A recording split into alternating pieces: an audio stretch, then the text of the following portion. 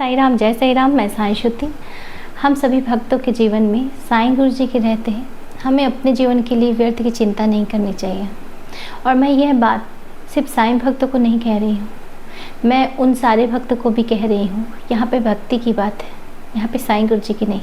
उन सारे भक्तों को भी कह रही हूँ जो कहीं न कहीं श्याम जी को, राम जी को, कृष्णा जी को अपने जीवन में आराध्य के रूप में या इष्ट के रूप में मानते हैं, या अपने गुरु के रूप में किसी भी गुरुदेव को मानते हैं।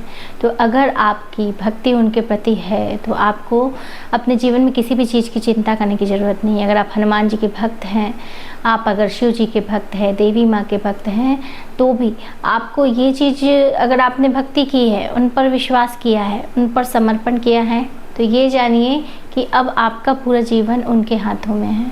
अब अगर कोई प्रैक्टिकल व्यक्ति है, कोई प्रैक्टिकल आदमी है, तो वो इस बातों को नहीं समझ सकता है, क्योंकि वो ये जो बातें हैं ये सिर्फ वो ही समझ सकते हैं कि जिनके जीवन में भक्ति का बीज अंकुरित किया है।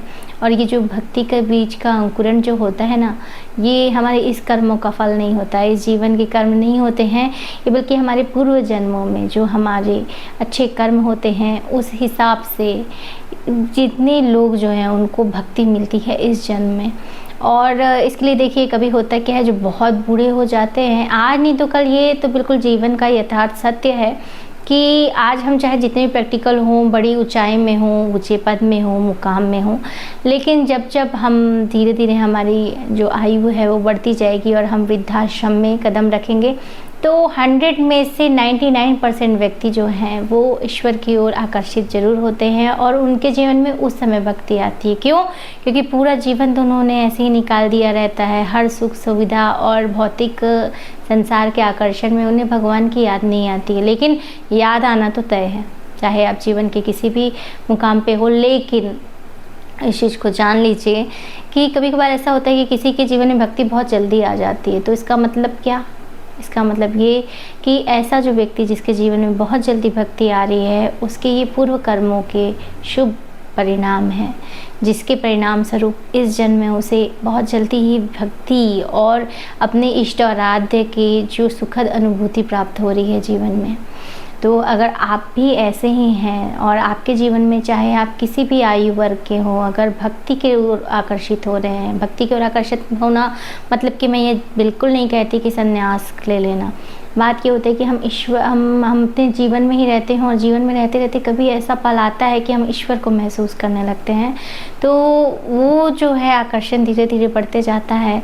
तो वो पल उसको ही बोलते हैं कि जब हम अपने जितने भी भौतिक सुख साधनों से दूर हटकर जब हमारा एक ध्यान भक्ति की ओर, मतलब कि ईश्वर की ओर, अपने इष्ट आराध्य गुरु की ओर जाता है, और 24 घंटे में से अगर हम 15 मिनट भी, 20 मिनट भी अपने उस आराध्य को, उस गुरु को याद कर लेते हैं या उनके साथ ध्यान करते हैं, तो वो एक भक्ति की ही श्रेणी में आता है। ठीक है, शुरुआत में भक्ति की अलग अलग परिभाषा होती है, शुरुआत की बात बता रही हूँ मैं। और उसके बाद फिर आपने अगर किसी को भी समर्पण किया है ना आपका, तो उसके बाद वो आपको लेके जाएंगे, आपको कहाँ जाना है, आपके जीवन में क्या होना है, ये आप तय नहीं करेंगे।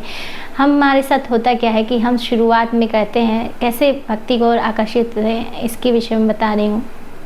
सभी, क्योंकि हम सभी के घर भगवान हैं, हमको सभी को बचपन से ही बताया जाता है, देखो ये भगवान है, हमको इनकी पूजा अर्चना करनी चाहिए। और जब हम इनकी पूजा अर्चना करते हैं तो हमारे जीवन में श्रेष्ठता, सुख की अनुभूति होती है, शांति आती है।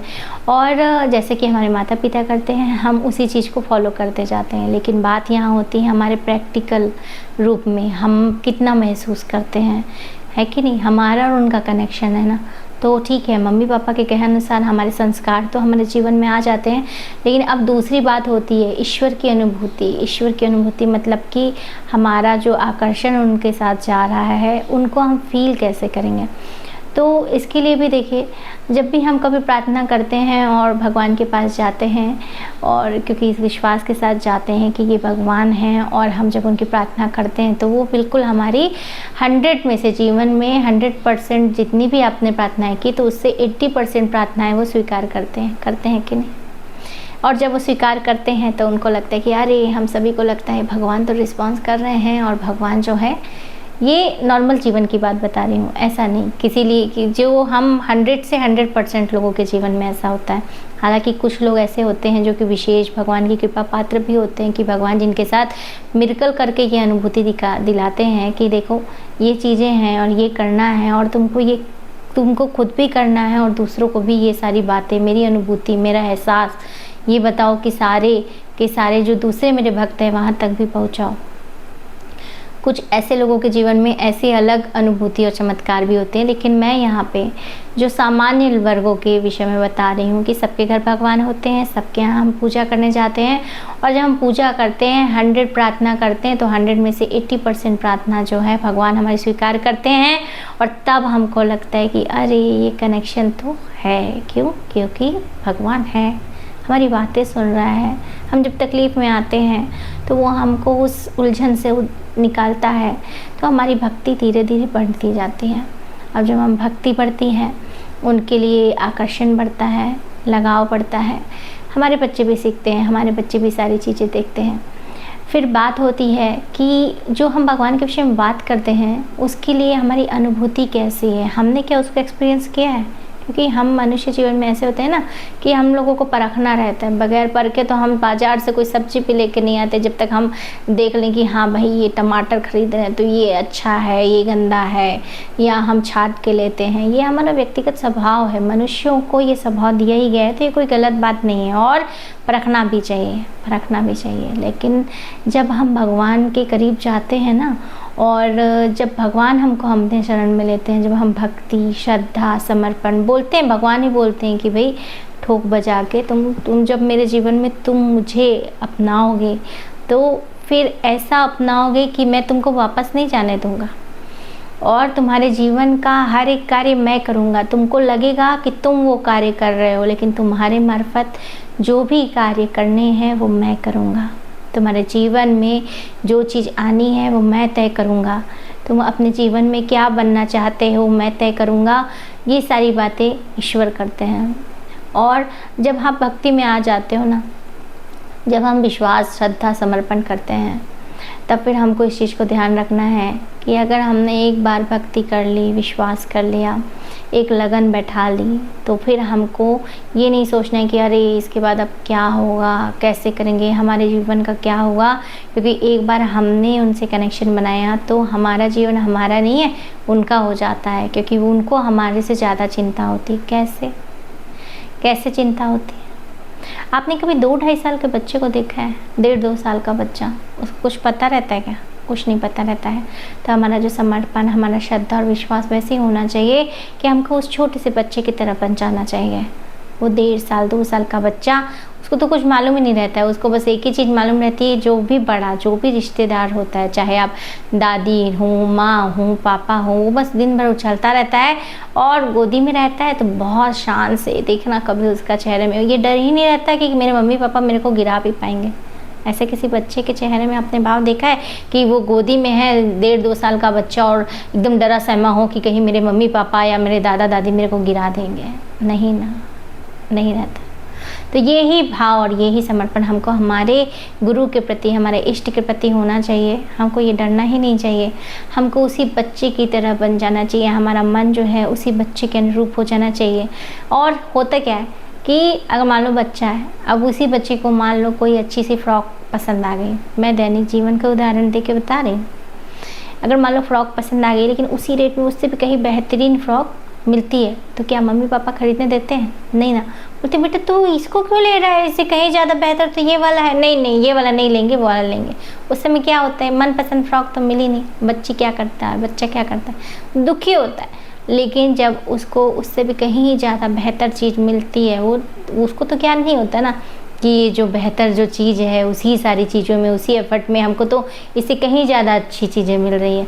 उसका ज्ञान तो उस बच्चे को नहीं होता। तो वैसे ही होता है जब कभी हम कोई प्रार्थना बोलते हैं ना भगवान को और वो पूरी नहीं होती तो हम दुखी हो जाते हैं। क्योंकि हमको लगता है अरे ये तो हमारी लाइफ के लिए, हमारी ज़िंदगी के लिए बहुत अच्छी प्रार्थना हमने की थी और अगर भगवान इस प्रार्थना को स्वीकार कर लेते तो हमारा तो जीवन ही बन जाता, मेरा परिवार सुखी हो जाता, मेरे बच्चे का भविष्य बन जाता, मेरा भविष्य बन जाता। हम सब यही सोचते हैं ना, सोचते हैं। लेकिन जब वो पूरा नहीं होता ना, तो इस चीज़ का विश्वास रखिए कि भगवान उसी की तरह व्यवहार करते हैं, जैसे कि वो छोटा सा बच्चा जो फ्रॉक पाने की जिद करता है, लेकिन उससे उसी एफर्ट में, उसी पैसे में उसे कहीं ज़्यादा बेहतरीन कुछ चीज़ मिलने वाली होती है, तो बड़े क्या करते हैं, वो बेहतरीन चीज़ दिलाते हैं। वैसे ही भगवान क्या करते हैं, वो चीज़ को जो हम मांगते हैं वो हमको नहीं दिलाते, वो क्या करते हैं, उसी बेहतरीन चीज़ को दिलाते हैं। लेकिन उस समय हमारी सोच क्या हो जाती है, अरे ये पहले तो हमारी सब प्रार्थना सुनते थे और हमारे साईं गुरु जी या हमारे इष्ट हमारी पूरी प्रार्थना सुनते थे, पर आजकल तो हमारी प्रार्थना ही नहीं सुनते, लगता है हमसे गुस्सा हो गए, लगता है श्याम प्रभु हमसे गुस्सा हो गए, हम तो जो बोलते थे पहले हमारी बात सुन लेते थे, आजकल क्यों, ऐसा ही सोच होता है ना। लेकिन ऐसा बिल्कुल नहीं है, हमको अपने जीवन को उनके अनुसार उनको दे देना है। और जब हम उस श्रद्धा और समर्पण के साथ उनके पास जाएंगे, तो विश्वास रखिए कि हमारे जीवन में हमसे ज़्यादा कहीं चिंता उनको है हमारी, क्योंकि भाई जो जिसका भक्त है उनको ध्यान देने की जिम्मेदारी तो उन्हीं की होती है कि नहीं। अब ये कैसी बात है, आप एक क्लास में सभी स्कूल जाते हैं और स्कूल में बहुत सारे बच्चे होते हैं, तो बहुत सारे सेक्शंस रहते हैं।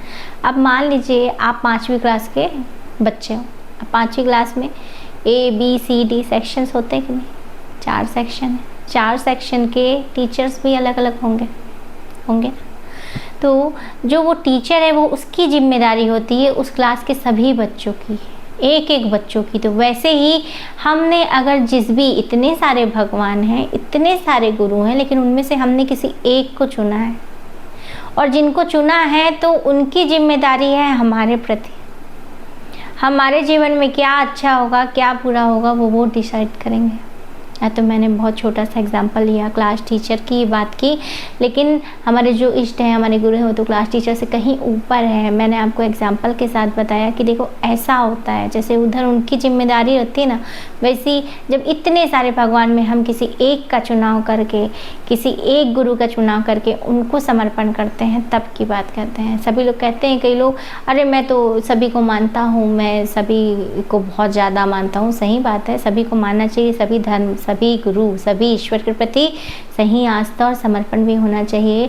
लेकिन जिसकी किसी एक को आपको ऐसा अपना बनाना चाहिए जिन पे आप अपने सुख दुख की सारी बातें कर सके, और उनके रहते आप उनको इतना समर्पण कीजिए, इतनी भक्ति और इतना विश्वास कीजिए कि उनके रहते कुछ गलत हो ही नहीं सकता है। अगर वो हैं तो वो हमारे जीवन को देख रहे हैं, और वो हमारे लिए हमने जितना मांगा है उससे कहीं ज़्यादा बेहतर देने को तैयार है। जिस दिन आपकी मानसिकता वो हो जाएगी, उस दिन आप देखिए आपका जीवन परिवर्तित हो जाएगा। ये सारे मेरे अपने पर्सनल अनुभव है, उसी एक्सपीरियंस के आधार पे मैं आपको बता रही हूँ। और जैसे कि मैं आपको बताई कि जैसे साईं गुरु जी से मेरा कनेक्शन जो स्टार्ट हुआ 2019 के बाद से, मिरेकल्स मेरे साथ मेरे जीवन में होने लगे। बाबा की उदी की लीला होने लगी, और भी मुखाकृति आई शिवलिंग में, और भी बहुत सारी बाबा की लीला हुई। हर चीज़ को मैंने वीडियो बना के, साईं भक्ति, साईं श्रुति सर्च करेंगे तो आपको बिल्कुल मिल जाएगा, और उसमें मैंने डाल दिया है। और जितने भी लॉन्ग वीडियो में आप, ऐसे तो बहुत सारे हैं, पर उसमें से कुछ 10-15 वीडियो होंगे जिसमें कि 2019 से लेकर अभी तक 2023 बहुत सारे वीडियो मैंने अपलोड नहीं की है। तो वो सारी की सारी जो मेरे जीवन में चमत्कार हो रहे हैं, वो सारी की सारी बातें आपको वहाँ पे मिल जाएंगी। अगर साईं भक्ति की कोटेशंस आपको पसंद आती है तो कृपया सब्सक्राइब, लाइक और शेयर करें। और मैं आपको बिल्कुल ये बता देती हूँ कि अगर मान लीजिए आपने किसी भी अपने इष्ट को अपना माना है, तो आप बिल्कुल व्यर्थ की चिंता करना छोड़ दें, क्योंकि उनको आपके जीवन की कहीं ज़्यादा चिंता है। जब वह आपकी हर एक छोटी से छोटी प्रार्थना सुन लेते हैं, तो क्या इतनी आपको ध्यान नहीं देंगे? जब उनको एक छोटी सी चीज़ों का एहसास है, जैसे माँ को अपने बच्चे की हर एक चीज़ का एहसास होता है ना, वैसे ही जब हम अपने इष्ट या गुरु चुनते हैं ना, तो उनको अपने भक्तों का एहसास होता है, क्योंकि उनको मालूम है ये भक्त अगर इतना में से मुझे चुना है, यानी कि इसका मेरे लिए अगाध भक्ति है, प्रेम है। तो बस आप इसी समर्पण के साथ जीवन की सारी चिंताओं को अपने गुरु को, अपने इष्ट को समर्पित करते हुए सुखपूर्वक जीवन व्यतीत करें, और उस छोटे से बच्चे की तरह बाबा के कंधे पे या अपने इष्ट के कंधे पर लटक जाइए। जैसे कि 1.5 साल के 2 साल के बच्चे की जो मनोस्थिति होती है ना, बिल्कुल वही मनोस्थिति अपनी बनाइए, और लटक जाइए भगवान के कंधों पर कि भाई आप भगवान आप ही हो, अब आप हो और मैंने आपको महसूस किया है, तो आप ही मेरा जीवन पार करेंगे। और आप जिस दिन ये करेंगे उस दिन देखिएगा, आप खुद महसूस करेंगे कि वो हैं, वो उनका अस्तित्व है और वो कैसे हमारी रक्षा करते हैं, हमारे परिवार की रक्षा करते हैं, हमसे जुड़े हर एक व्यक्ति की रक्षा करते हैं। और जब भी हम निस्वार्थ भावना से किसी के लिए कोई भी प्रार्थना करते हैं तो उस चीज़ को ही पूरा करते हैं। अगर आपको साईं भक्ति कोटेशन पसंद आए तो कृपया सब्सक्राइब कीजिए। ओम साई राम, जय साई राम।